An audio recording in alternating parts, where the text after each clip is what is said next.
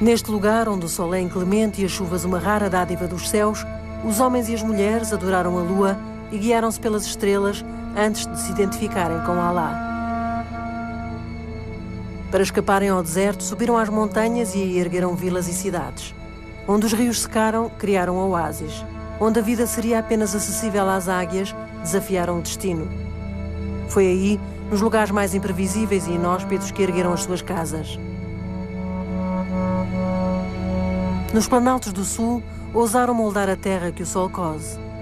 Foi aí, na maior das solidões, que fizeram de argamassas de areias e palha, vilas, cidades e jardins. Tudo isto aprenderam há muito, muito tempo. Muito antes do Islão ter conquistado as suas almas.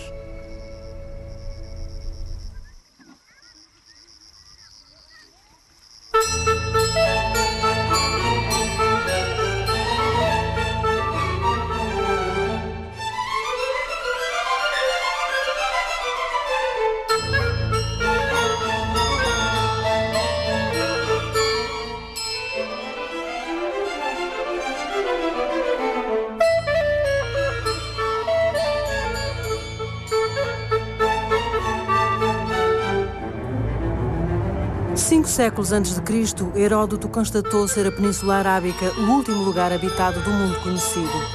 Chamou-lhe Arábia Feliz e elogiou os seus perfumes. O que teria dito se tivesse conhecido as cidades do sul? É que, há 2500 anos, a técnica da construção em altura já era dominada pelos iemenitas. Iêmen. Como a Etiópia, é um país de incríveis montanhas e planaltos. Mas esta terra tem também grandes vales, tem desertos e tem oásis. Como a Etiópia, é uma das regiões mais remotamente povoadas do mundo e os arqueólogos ainda não desistiram de encontrar aqui o irmão de Lúcia. E como a Etiópia, o Iêmen foi objeto da cobiça dos portugueses. Eles tentaram conquistar Aden, sem sucesso, aí onde o comércio entre o Mediterrâneo e o Índico se encontravam. O Iêmen é uma história pré-islâmica notável, que fez, aliás, com que gregos e romanos lhe chamassem a Arábia Félix. Mas o passado tanto pode ser uma oportunidade para o futuro ou um problema do presente. E a verdade é que, após séculos e séculos de isolamento, o Iêmen se abriu ao mundo não faz 30 anos. Em 1962, militares revolucionários depuseram o chefe religioso do país. Hoje, todos marcham sob o estandarte de Ali Abdullah Saleh, atual presidente do Iêmen. Estas imagens lembram tempos ainda recentes da nossa história. Mas aqui elas relatam um progresso de séculos. Com efeito, o único ensino que se ministrava até os anos 60 era o das escolas corânicas.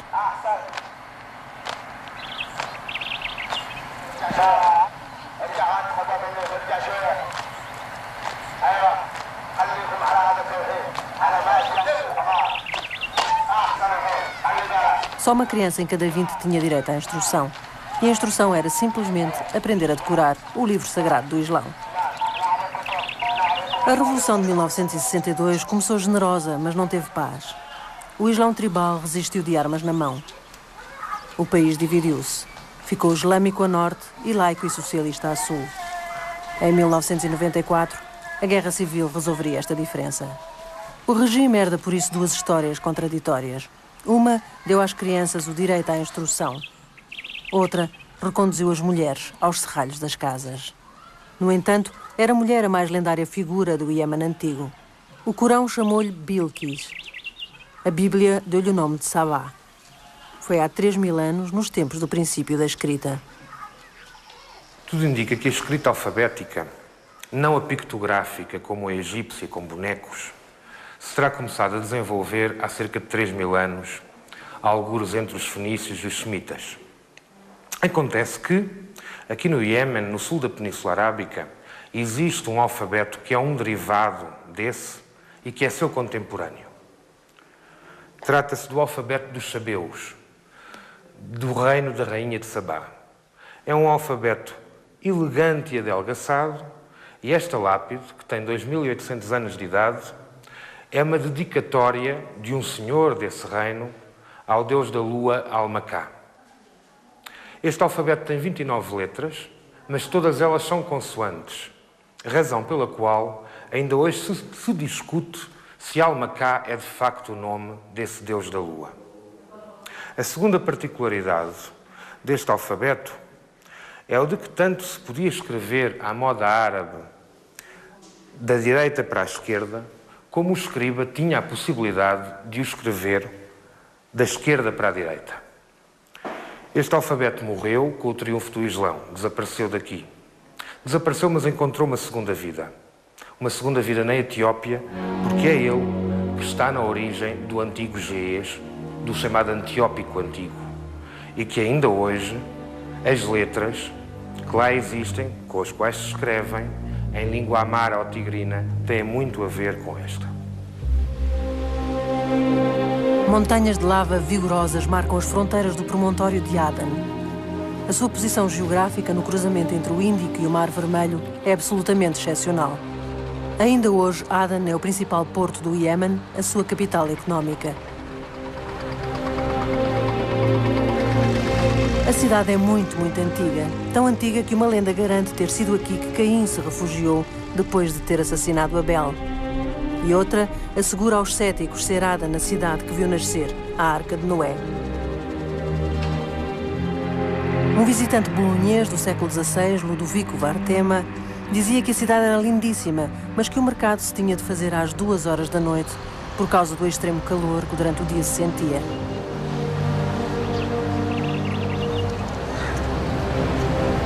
Os ingleses tomaram Aden aos turcos em 1840 e Aden recuperou o seu papel de principal porto de todo o Índico. Recuperou é a palavra exata. Durante 3 séculos depois dos portugueses terem aberto o caminho marítimo para a Índia, Aden ficou fora das principais rotas de comércio. Foi a abertura do Canal de Suez, em 1869, que voltou a pôr Aden no centro das rotas marítimas. Trabalho, negócios, aventuras e sonho regressaram à única cidade cosmopolita de um Iêmen parado no tempo. E Aden cresceu. Há 40 anos, o seu porto rivalizava com os de Londres ou de Liverpool. Mas hoje, Aden parece igual a todas as cidades do Iêmen. As ruas são dos homens. Só de quando em quando se vêem algumas sombras na paisagem masculina. Os vultos negros são as mulheres do Iêmen. Os seus rostos foram condenados pelos homens ao véu integral.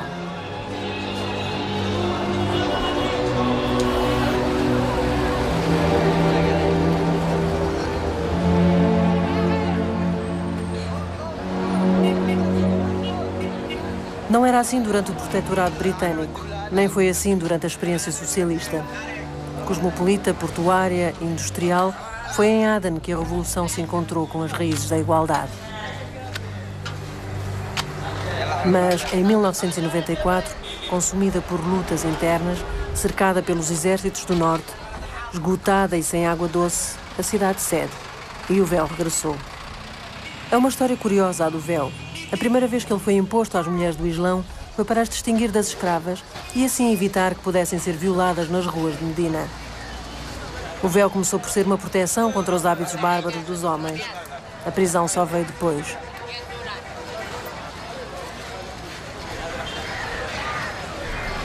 Em 1513, uma armada comandada por Afonso de Albuquerque chega aqui à cidade de Aden e às suas montanhas. O objetivo é a conquista e o assalto.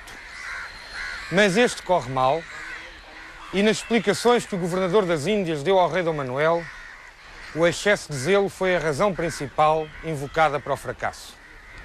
Os portugueses lançaram as escadas e, com tanta vontade, acabaram por as partir. Houve ainda outras tentativas de pensar como poderiam os portugueses tomar conta desta cidade. Inclusivamente as chaves chegaram-lhes a ser oferecidas no momento em que os habitantes de Aden receavam, acima de tudo, os turcos. Nessa altura os portugueses não estavam interessados E os turcos viriam de facto a tomar conta e a conquistar Aden por vários séculos. No século XIX são os ingleses e só em 1967 esta cidade passará para mãos dos seus próprios habitantes, os iemenitas.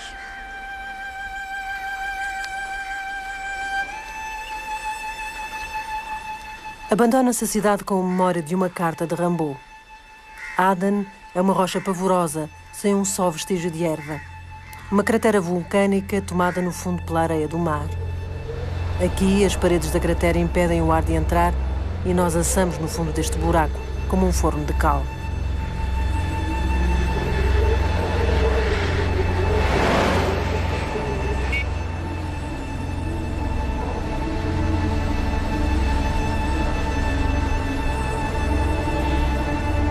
Este é o lugar para se contar o mais antigo segredo da Arábia Feliz.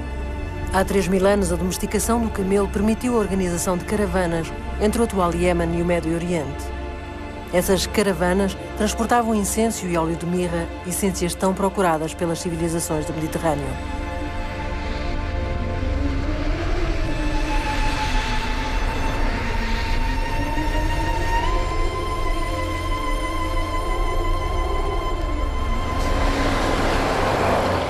No topo das montanhas do sul, quase não se vê viva alma.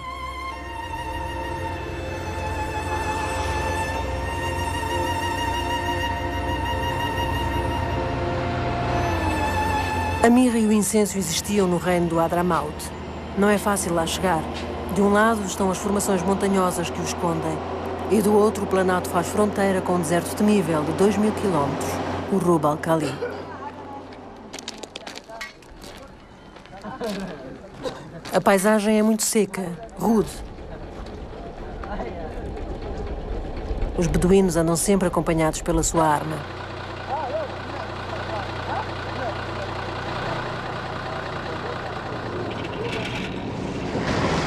Por estrada, estamos a 300 quilómetros do mar e a mais de 2.000 metros de altitude. Tribos de beduínos atravessam-na e alguns criaram postos de comércio. Um pouco mais adiante, à medida que se entra no Hadramaut, as pedras cedem o seu lugar ao grande forno dos canyons. A estrada, agora de areia, tem o aspecto de uma serpente.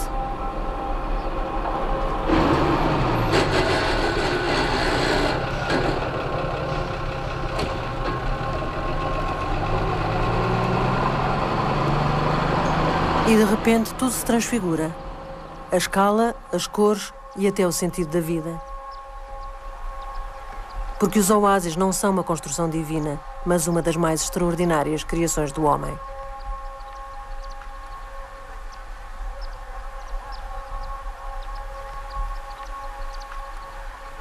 Há 2 meses choveu aqui no Wadi Doan, um dos grandes oásis do Hadramaut. Ao contrário do que as pessoas possam pensar,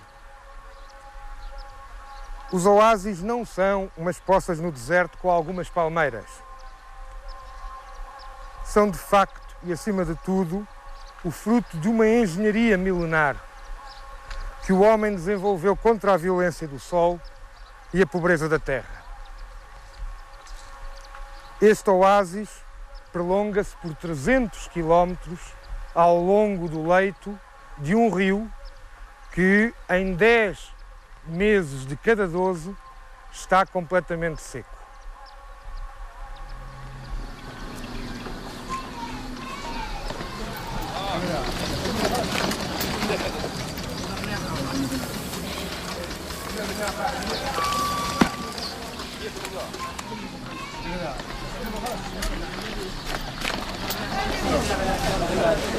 Sayun é a principal cidade da região.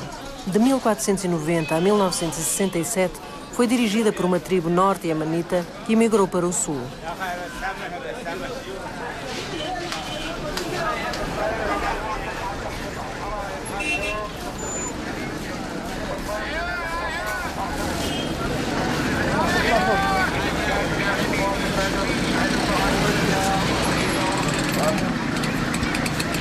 Não é fácil explicar como foi possível erguer cidades em territórios tão adversos à vida humana. A primeira explicação é a da mirra e do incenso. Estas essências definiram um comércio.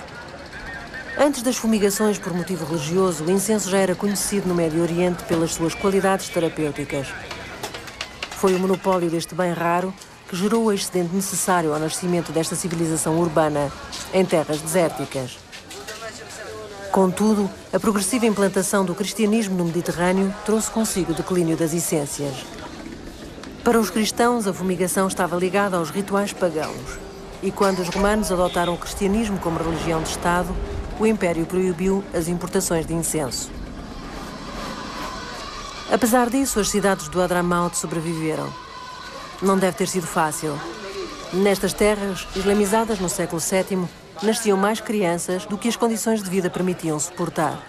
A imigração transformou-se, assim, na segunda vocação destas gentes.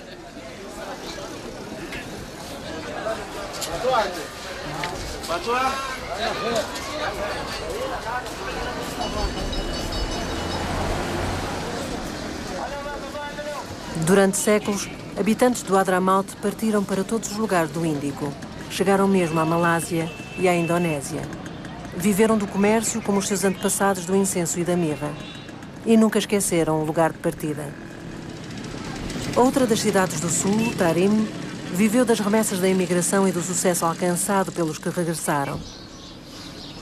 Os sinais deste movimento incessante e secular perduram na arquitetura da cidade. Estamos num palácio abandonado na cidade de Tarim, uma das três principais do Vale de Hadramaut.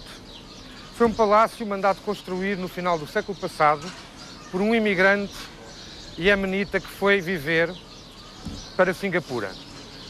Regressou, aliás, com ele regressaram muitos outros iemenitas, e é evidente a influência da arquitetura do Sudoeste Asiático neste palácio.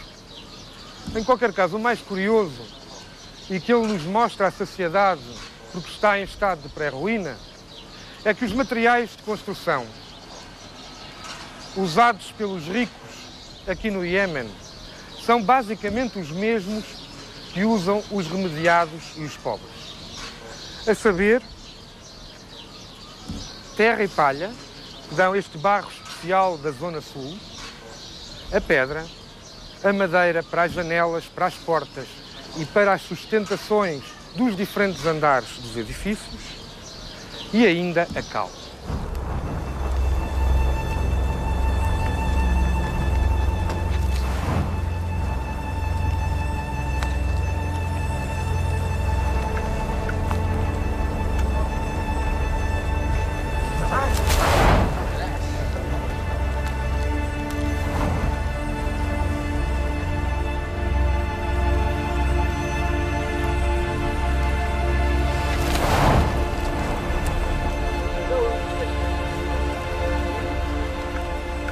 A cal é o resultado da combustão a altíssimas temperaturas do calcário. A energia utilizada é uma mistura de dejetos animais com gasóleo.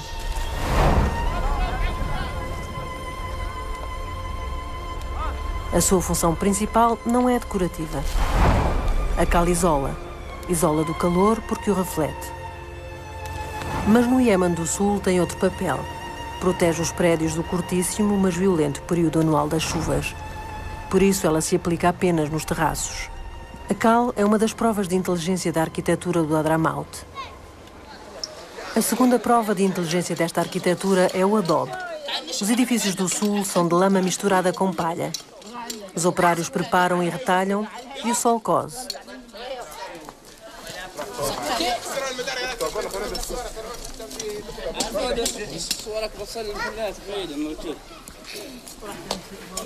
São magros e de grandes dimensões, porque as paredes dos prédios se querem largas para as habitações serem frescas.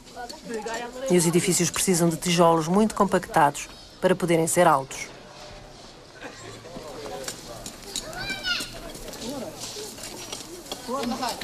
Este saber foi aprendido pela vida. Prédios com muitos andares estão menos expostos ao sol e à chuva. E edifícios muito próximos uns dos outros permitem ruas com sombra e dispensam as muralhas. Há visões que ficam gravadas na vida das pessoas para sempre. Shibam, a antiga capital do reino de Hadramaut, é seguramente uma delas. Mas principalmente é a prova de que a humanidade ainda não está condenada. Que não somos só capazes de fazer o pior, que somos capazes de fazer o melhor e melhor ainda. Shibam, a grande obra do homem no deserto.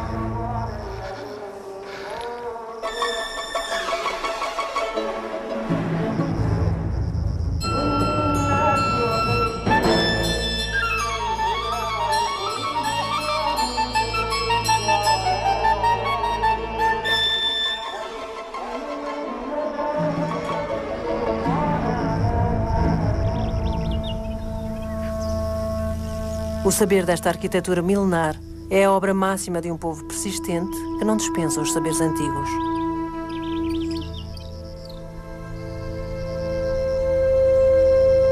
Nestes desertos, a alegoria de Andemalro sobre a morte do rei Salomão em terras da rainha Sabá adquire as dimensões da tragédia. Num vale do Sabá, o rei estava repousado, apoiado no longo bordão de viagem, símbolo do poder. Olhava para os demónios que ao longo de tantos anos construíram o palácio da rainha. Nunca se movia e mostrava no indicador o todo-poderoso sinete. Todas as tardes a sua sombra estendia-se até aos confins do deserto. Apareceu um inseto que procurava madeira. Viu o bordão real, aguardou, ganhou confiança e começou a perfurá-lo. O bordão e o rei tombaram convertidos em pó.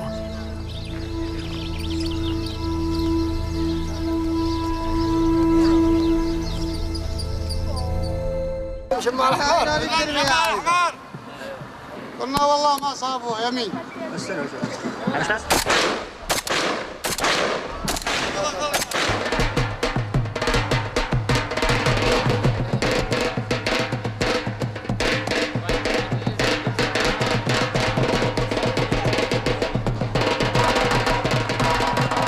Para um ocidental, a história situa-se no passado. É memória, lugar de revisitação.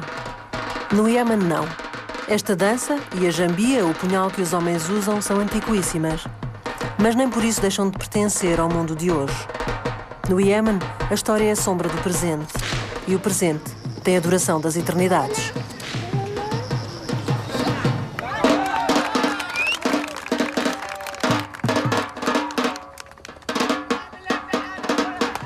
O domingo dos muçulmanos é à sexta-feira. São 10 da manhã. Estamos nos arredores de Saná, no Miradouro, onde acontece um pouco de tudo. Acontecem danças de homens, acontecem celebrações de casamento. Ainda não há 10 minutos estiveram aqui 2 homens acabados de casar a celebrar com os amigos. As mulheres, essas ficaram em casa a celebrar com as suas amigas. Aqui acontece de facto um pouco de tudo. Acontecem tiros de Kalashnikov, essa grande companheira dos homens do Iémen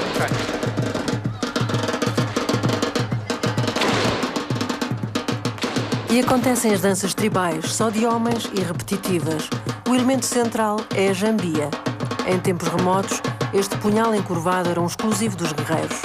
Hoje é o símbolo nacional de uma condição, a dos homens. Pelas jambias, identificam-se ainda as tribos de pertença e afirmam-se também os estatutos sociais.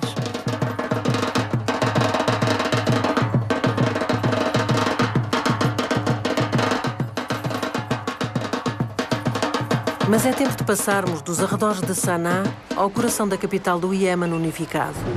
Há 40 anos viviam aqui 80 mil habitantes. Hoje são 1 milhão. A explosão agravou-se com a Guerra do Golfo porque o Iémen foi neutral e, em retaliação, a Arábia Saudita expulsou do país os iemenitas que aí trabalhavam. É provável que estes vendedores, cabides ambulantes, sejam dos expulsos, ou muitos dos que seguem mais um enterro islâmico fora de muralhas. Em Saná estão presentes todas as dimensões do tempo, menos a do futuro. As reservas de água potável esgotar-se-ão em 25 anos. Vista de cima, a cidade esconde essa tragédia anunciada. Como escreveu Joseph Kessel, ela sente-se isolada do mundo e perto do céu. Vista de perto, concorda-se. Os seus prédios parecem estar aqui há séculos, mas a maioria não tem 100 anos. Cada prédio pertence a uma família e cada geração deixa a seguinte a construção de mais um andar. Assim, estes prédios são uma montra dos gostos de várias épocas. E são todos diferentes. Nas 6.000 casas da labiríntica cidade velha, não se encontram duas iguais.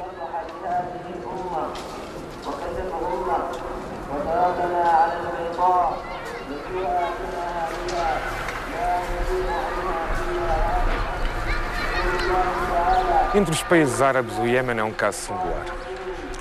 Historicamente, nunca foi um Estado unificado. Aos reinos pré-islâmicos sucederam-se emanatos tribais, rivais, e depois de uma guerra civil, duas repúblicas, a do Norte e a do Sul. Também nunca foi um país classicamente colonizado. Estava muito perto de Meca, mas a direção da conquista islâmica foi para Norte, e o país ficou afastado dos centros de decisão política do Islão. Os turcos estiveram cá, dominaram, mas dominaram à distância.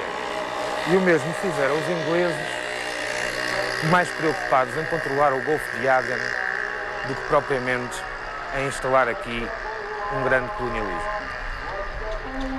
Bom, e principalmente o Iémen não teve petróleo. Só muito recentemente, há 10 anos, descobriram petróleo nas suas areias. O saldo de tudo isto, no final da década de 50, era impressionante. Por exemplo, não existia um só médico iemenita e mais de metade da população sofria de doenças venéreas. É preciso entender isto para se compreender o modo violento como o Iémen se teve que abrir ao mundo moderno no que ele tem de melhor e no que ele tem de pior. E nada melhor do que Saná, a capital de um Iémen unificado, no fundo, há 3 anos, para se perceber como é que este país teve que dar um salto de séculos no curtíssimo espaço de 2 ou 3 dezenas de anos.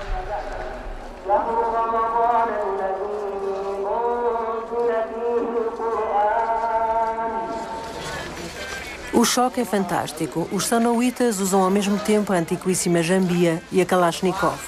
Não dispensam o lenço que identifica a tribo, a túnica de tradição pré-islâmica, nem o casaco ocidental. Tudo faz parte do mesmo fato. Além disso, este país é muçulmano. Existe a ideia de que o Islão seria uma religião rural, uma confissão dos desertos. Não é verdade. O Islão é uma religião das cidades e do comércio. Nasceu em Meca, uma cidade, resistiu em Medina, outra cidade, e espalhou-se pelo mundo mediterrâneo civilizado.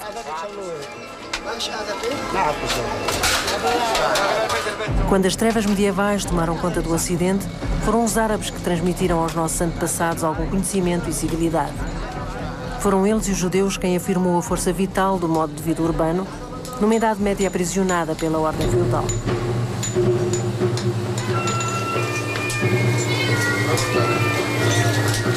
Hoje, o grande suco de Saná ainda tem os ofícios esquecidos pelo tempo e as cores de uma história medieval.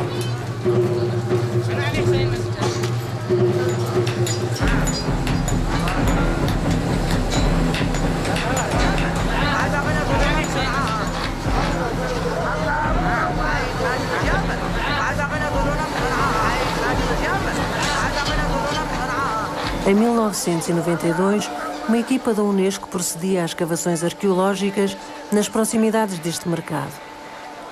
Mas um rico comerciante do Suc sonhou que os estrangeiros tinham descoberto o tesouro da rainha Sabá e que o queriam roubar. Ato contínuo, organizou uma expedição que devastou as escavações. O autor acabou por passar uns dias atrás das grades, mas nem assim se convenceu. Mais tarde, regressaria ao local do crime, trazendo consigo um árabe que cheirava tesouros. Um novo fracasso. Mas em 1994 voltou à carga. Fez um ritual clânico no local e aí sacrificou 4 bois. Saná é assim. É uma fantástica mistura de tempos.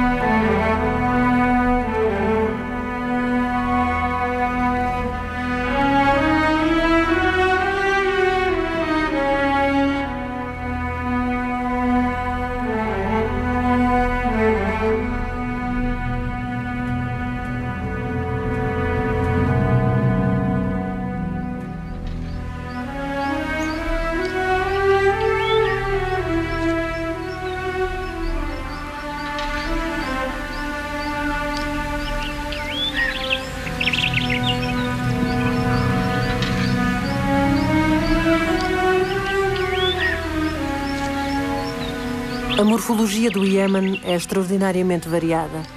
Em comparação com o interminável deserto saudita, esta é uma Arábia feliz. Mas isso não significa que seja fácil. 2/3 das terras ainda hoje estão desabitadas. E ao longo dos séculos, sucessivas vagas migratórias das zonas mais desérticas deslocaram-se para as montanhas graníticas do centro do país. Contudo, até aí era preciso preparar as terras para a agricultura.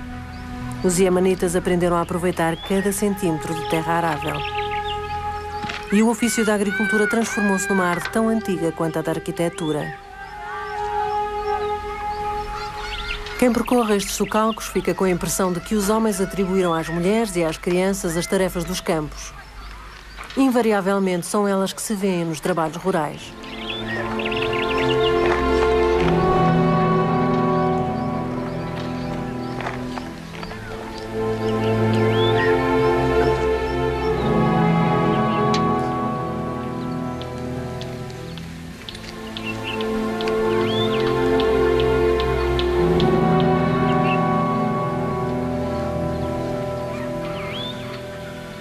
Há quantos anos estarão aqui estes socalcos de terra? Ninguém sabe ao certo, mas eles podem ter centenas e centenas de anos.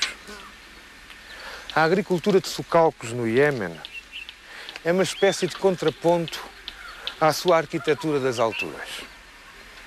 Ela representa não só o trabalho de gerações e gerações de iemenitas, como formas de transmissão de saber ao longo do tempo. Aqui, cada centímetro de terra conquistado para a agricultura é muito difícil.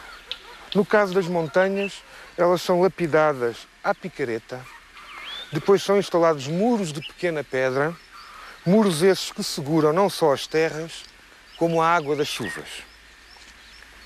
E o resultado é verdadeiramente espantoso. As famílias de agricultores iemenitas parecem conseguir reduzir as suas montanhas à escala de um pequeno bonsai.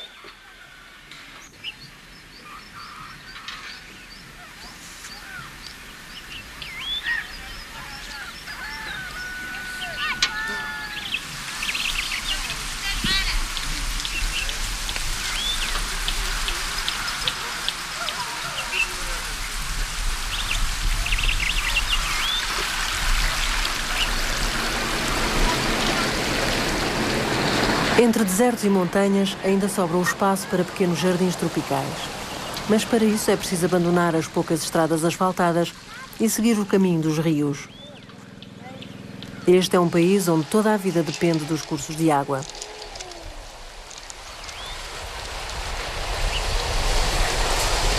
No Marib, os sabeus ergueram diques. No Hadramaut, inventaram-se sistemas de irrigação que ainda hoje funcionam. Mas em todos esses lugares, a terra é massacrada pelo sol. Nas montanhas do centro do país, é maior a pluviosidade. Aí, os iemenitas fizeram casas de pedra sob as falésias dos ninhos das águias.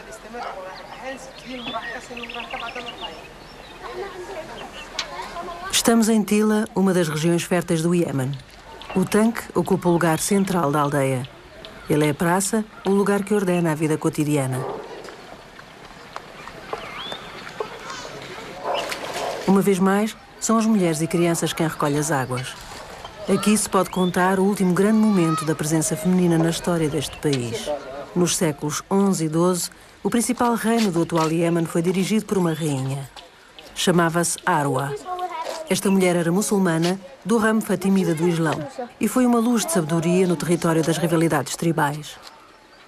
Arwa viveu até aos 92 anos. Ela é o melhor desmentido para a frase, injustamente atribuída a Maomé e que selou o destino das mulheres no Islão: não conhecerá a prosperidade um povo que confia os seus assuntos a uma mulher.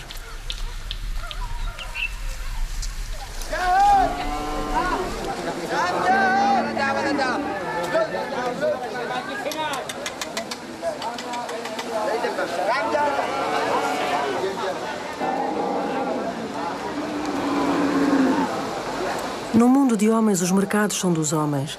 Este é um típico mercado rural onde não existem apenas produtos agrícolas. Entre as singularidades deste mercado está a venda de armas. A intromissão das automáticas na vida do Iêmen não se explica apenas pelo papel que os militares têm desempenhado na história recente do país. As armas são uma das condições de sobrevivência da sociedade tribal.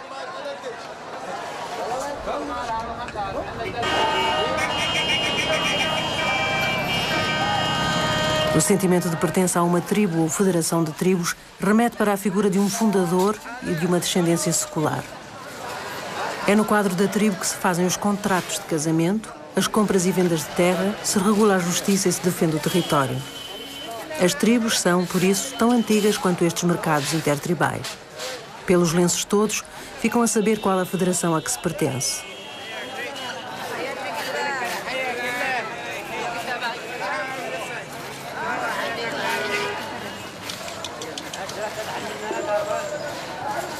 Este mercado de cereais já foi mercado de perfumes. Os 7 perfumes essenciais. Incenso masculino, ou tirax, o líbano, awai da Índia, libânio com odor de rosa, mirto e coriandro lunar. Estes perfumes são história e mito. As tribos também, mas contam bem mais do que isso.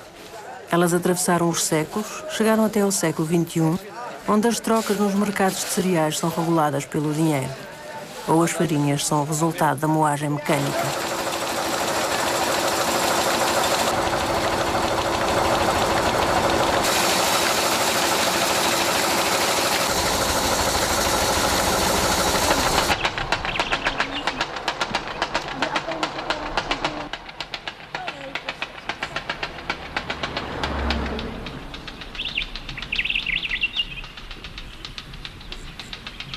Mas o Iêmen reserva ainda a sua maior surpresa. A principal cultura agrícola do país é um arbusto que dá pelo nome de cat.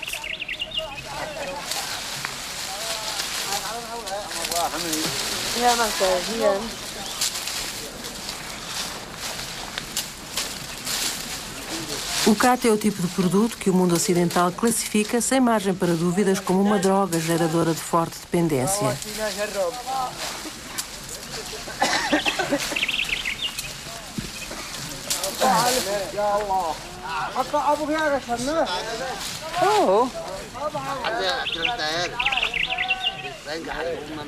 Esta é uma plantação de cat, uma pequena árvore que se cultiva a cerca de 2.000 metros de altura nos altos planaltos do Iêmen, no centro e no norte do país. Passa-se com o cat algo muito parecido ao que acontece, por exemplo, com a folha de coca em certos países da América Latina ou com a papoila no Triângulo Doirado do Sudoeste Asiático. É que o cat garante aos agricultores deste país rendimentos muito superiores aos que poderiam obter com qualquer outra cultura, nomeadamente com o café, que era a cultura tradicional desta região durante os séculos XVII e XVIII. O cat começou por chegar ao Iêmen via Etiópia no século XIII. Competiu com o café durante anos, durante séculos mesmo, e venceu. Começou por ser usado como planta medicinal e hoje masca-se. Masca-se. Este cat, por exemplo, é um bom cat, é um cat alto, um cat de 2,5 metros, 3 metros de altura, e é avermelhado nas extremidades. Há cat bom, há cat médio e há cat mau. Há cat para toda a gente. E toda a gente, no centro e no norte do país, masca.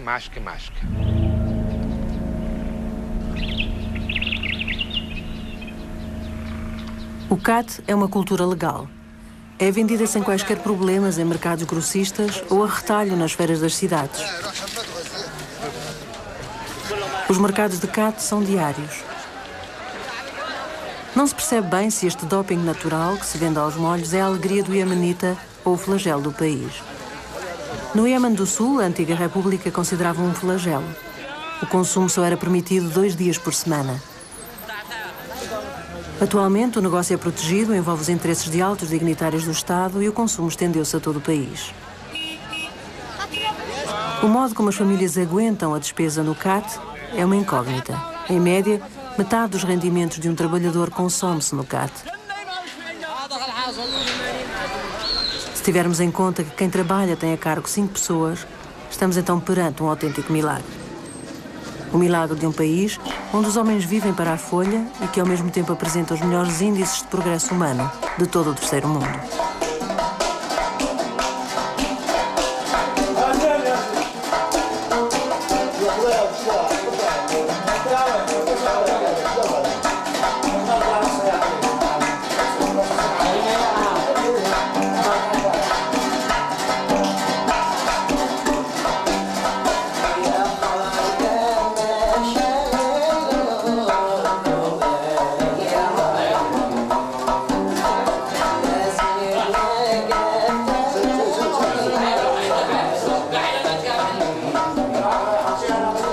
Esta é uma sala de cat. Tem um nome aqui no Iémen, é o Diwan. Como ela, há milhares por todo o país. É aqui que os homens se juntam, algures entre o meio-dia e as 6 da tarde, para mascarem cat. Cat é esta relva que eu creio que podem observar. Mas, fundamentalmente, este é um lugar de conversa. O cat é o pretexto para os homens se juntarem e conversarem um pouco sobre tudo e sobre nada. Conversam em grupo, a 2 e 2, ou todos em algazarra. Aqui fala-se de casamentos, aqui fala-se de política, aqui fala-se de economia. Aqui é o lugar onde os homens falam realmente do seu dia-a-dia. O que é espantoso é que este país para, literalmente para, entre o meio-dia e as 6 da tarde, sob o pretexto do cat.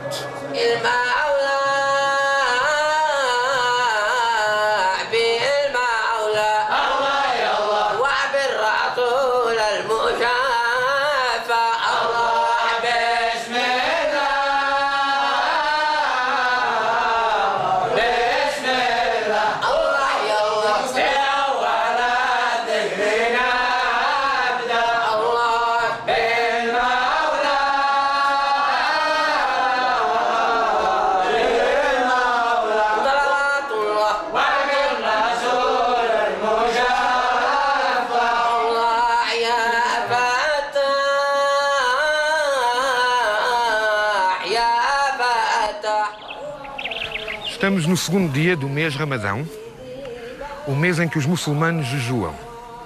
É um jejum rigoroso este.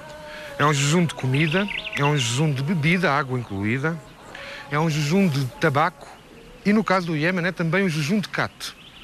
Pelo menos entre as 5 da manhã e as 5 da tarde, desde o momento em que o sol se levanta até que o sol se põe.